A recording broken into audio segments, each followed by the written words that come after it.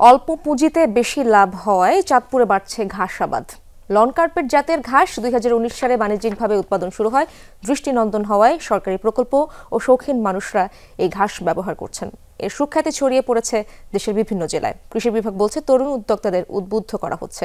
পরিত্যক্ত ভূমিতে ঘাস আবাদের চমৎকার সম্ভাবনা তৈরি হয়েছে। ক্যামেরায় ওয়াও, স্টাইল দেখাও, Xenon X21 পারলে ঠেকাও।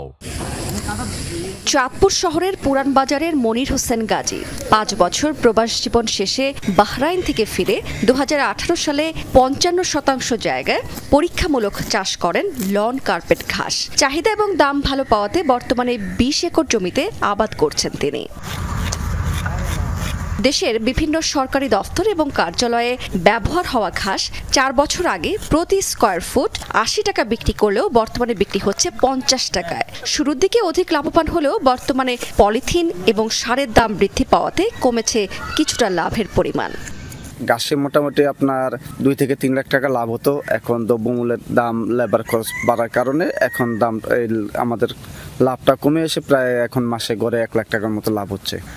জমিতে পলিথিন বিছিয়ে জৈব সার সহ মাটি ফেলা হয়। এরপর রোপণ করা হয় লন ঘাসের চারা। নিয়মিত পরিচর্যা করে 4 মাসে প্রস্তুত করা হয় পরিপক্ক ঘাস।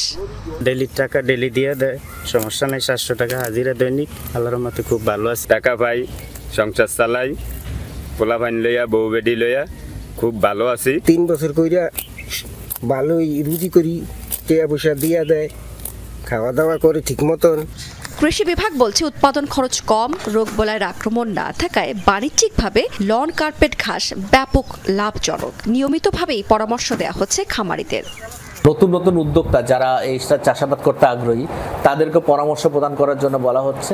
আশা করা যাচ্ছে যে এটা যেভাবে লাভবান হচ্ছে, খুব শীঘ্রই এটা আরও বেশ কয়েক জায়গায় বিস্তৃতি লাভ করবে এবং আমরা সার্বক্ষণিক নজর রাখতেছি। চাঁদপুরের শতাধিক একর জমিতে বেশ কয়েকজন উদ্যোক্তা লন কার্পেট ঘাস চাষ করেছেন।